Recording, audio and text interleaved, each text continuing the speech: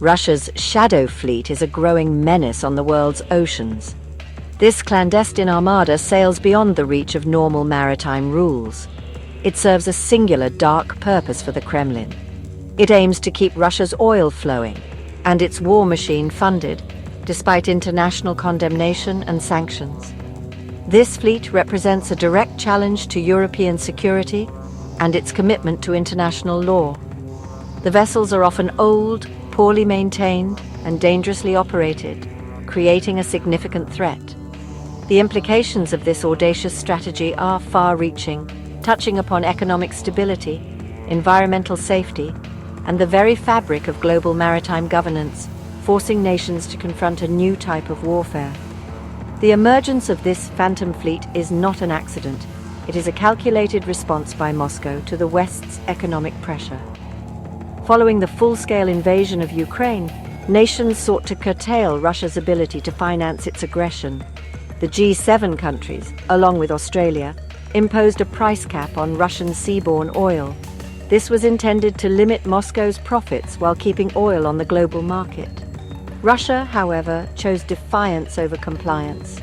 It began assembling a vast collection of tankers, many of questionable seaworthiness, to operate outside these restrictions. This fleet has steadily grown, becoming a critical tool for Russia's economic survival and its continued belligerence. Europe finds itself at the forefront of this struggle. The continent heavily relied on Russian energy before the war. Now it must grapple with the consequences of Russia's illicit oil trade occurring near its shores. The Baltic Sea, the North Sea, and the Mediterranean have become transit routes for these shadowy vessels. Their presence raises immediate concerns. These tankers often lack proper insurance and sail under flags of convenience, making accountability difficult. The risk of an environmental disaster, such as a major oil spill from an aged and poorly maintained tanker, is alarmingly high. Such an incident would have devastating consequences for Europe's coastlines and marine ecosystems, a preventable tragedy born of sanctions evasion. The threat posed by the Shadow Fleet extends beyond environmental concerns. It is intrinsically linked to maritime security. These ships frequently engage in deceptive practices. They turn off their transponders to avoid detection, falsify their locations, and conduct risky ship-to-ship transfers of oil in open waters. Such activities not only undermine sanctions but also create navigational hazards and opportunities for other illicit activities. The very presence of a large, unregulated fleet operated by a state actor actively subverting international norms destabilizes maritime order. Europe must therefore address this issue not just as an economic challenge, but as a fundamental security imperative, demanding a robust and unified response to protect its waters. The Shadow Fleet's creation was a direct consequence of the G7's oil price cap, implemented in December 2022. This cap aimed to restrict Russian oil revenues to $60 per barrel for crude. Western companies were barred from providing essential services like insurance, financing, and flagging for oil sold above this price. Moscow, unwilling to see its primary export constrained, embarked on an ambitious project. It began acquiring a vast array of aging tankers, often through obscure intermediaries and newly created shell companies. Reports indicate that Russia has spent an estimated $10 billion to build this armada, which now handles a significant portion of its crude oil exports, demonstrating a clear intent to bypass international efforts. The characteristics of this fleet are deeply troubling. Many vessels are over 20 years old, far exceeding the typical lifespan for safe oil transport.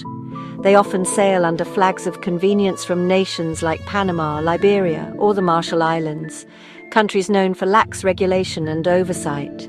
This allows owners to obscure their true identities and operate with minimal scrutiny. Furthermore, the insurance for these tankers is frequently provided by entities outside the reputable international group of P&I clubs, such as Russian insurer VSK, which was recently sanctioned. This means that in the event of an accident, compensation for damages could be extremely difficult to obtain, leaving affected parties, potentially European states, to bear the costs. Deception is a core operational tactic for the Shadow Fleet. These tankers routinely engage in going dark by switching off their automatic identification system, AIS transponders, especially when approaching sensitive areas or conducting ship-to-ship transfers. This practice makes them invisible to standard maritime tracking systems, increasing the risk of collisions and hindering surveillance efforts. They are also known to falsify their transmitted location data and manipulate cargo documentation to disguise the origin of the oil. These convoluted ownership structures, often involving layers of shell corporations registered in secretive jurisdictions, further complicate efforts to identify and penalize those responsible for these illicit operations, creating a web of deceit. Recent incidents underscore the escalating risks associated with this fleet. In May 2025, Poland reported a sanctioned Russian Shadow Fleet vessel performing suspicious maneuvers near a critical Poland-Sweden power cable, prompting Polish military intervention. Around the same time, Estonia intercepted a suspicious, unflagged and uninsured vessel in its waters. Shortly after, a Russian military plane violated NATO airspace. This followed a December 2024 incident where Finland seized the oil tanker Eagle S, suspected of deliberately damaging an undersea cable in the Baltic Sea. These events highlight not only the environmental and safety risks, but also the potential for these vessels to be used for more direct hybrid warfare activities against European infrastructure. The European Union has progressively ramped up its efforts to counter Russia's Shadow Fleet. Political focus intensified around June 2024, when Brussels first designated Russian-operated oil tankers, denying them access to EU ports and services. Most recently, in May 2025, EU foreign ministers adopted a significant new package of sanctions. This latest round blacklisted an additional 189 vessels, bringing the total number of EU-restricted ships to nearly 350. High Representative Kaja Kallas has vowed that the EU's response will toughen as Russia's aggression continues. Furthermore, the EU has targeted companies facilitating price cap evasion, notably imposing sanctions on VSK, a major Russian energy sector insurer, to disrupt the ecosystem supporting the fleet. Despite these measures, Russia has proven adept at circumventing the G7 price cap. The $60 per barrel limit for crude oil and separate caps for refined products were designed to crimp Kremlin revenues. However, Russian Urals crude has consistently traded above this threshold, at times reaching as high as $85 per barrel in April 2024. While Europe has drastically reduced its direct imports, nations like China and India have stepped in, becoming Russia's primary oil customers. The Shadow Fleet is instrumental in this rerouting of trade, ensuring that Russian oil continues to find buyers, thereby sustaining Moscow's war chest. This economic resilience, facilitated by the Shadow Fleet, poses a persistent challenge to the effectiveness of Western sanctions strategies. The effectiveness of the current sanctions regime is a mixed picture. On one hand, the share of Russian oil transported by shadow tankers reportedly fell from 65% in January 2025 to 53% in April 2025.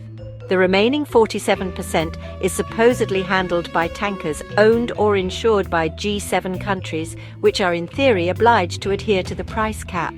However, reports indicate that many blacklisted ships continue to load Russian oil even after being sanctioned by the EU.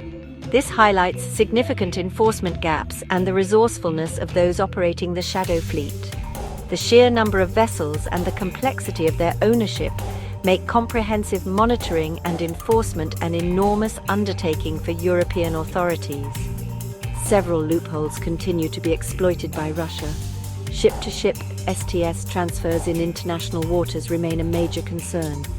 These operations, often conducted with minimal safety precautions, allow for the commingling of oil from different sources, making it difficult to trace the origin and verify compliance with sanctions.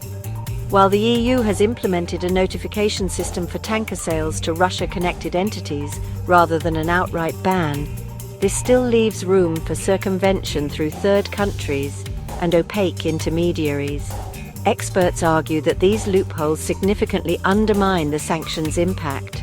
The challenge for Europe is to close these gaps without causing undue disruption to legitimate global maritime trade or escalating tensions unnecessarily with other nations involved in these transactions.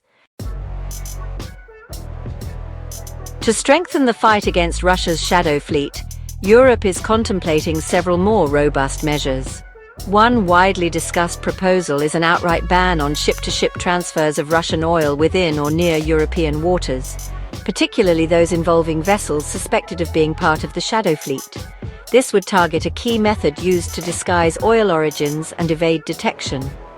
Another potential game-changer involves imposing stringent limitations on the transit of these high-risk tankers through European territorial waters or exclusive economic zones. Such measures, however, would require considerable political will and coordinated action among EU member states, especially those with extensive coastlines and busy shipping lanes, who might bear the brunt of enforcement. Further recommendations focus on tightening the net around the enablers of the shadow fleet. This includes prohibiting the sale of Western-owned tankers, even older ones, to entities that could act as middlemen for Russia. Enhancing due diligence requirements for maritime insurers, flag registries, and port authorities is also crucial. Maximizing the overlap in sanctions lists between the United States, the United Kingdom, and the EU would create a more unified front, making it harder for vessels and entities to find safe havens or exploit jurisdictional differences. As of early 2025, a Brookings Institute database still identified nearly 80 shadow fleet tankers that remained unsanctioned by any of these key Western actors, representing a clear target for future coordinated action. However, a more aggressive approach is fraught with potential international law complications. The United Nations Convention on the Law of the Sea, UNCLOS, grants vessels the right of innocent passage through territorial waters. Intercepting, boarding, or seizing vessels, especially without clear evidence of illicit activity directly violating the coastal state's laws, could be challenged as an infringement of this right. Proving that a tanker is part of the shadow fleet and actively engaged in sanctions evasion while in transit can be legally complex and resource-intensive. This legal framework was designed to facilitate global trade, not to counter state-sponsored sanctions evasion on this scale, presenting a novel challenge for maritime lawyers and policymakers alike. A forceful interpretation of maritime law to specifically target the shadow fleet could also have unintended geopolitical consequences. While aimed at Russia, such actions might be perceived by other nations, including revisionist states like China or Iran, as a precedent for them to similarly interfere with maritime traffic based on their own national interests. This could lead to an erosion of established maritime norms and an increase in disputes over freedom of navigation globally. Therefore, Europe must carefully balance the urgent need to curtail Russia's illicit oil trade with the long-term imperative of upholding a stable and rules-based international maritime order. The path forward requires not only resolve, but also immense diplomatic and legal prudence to avoid an escalation that could harm wider Western interests.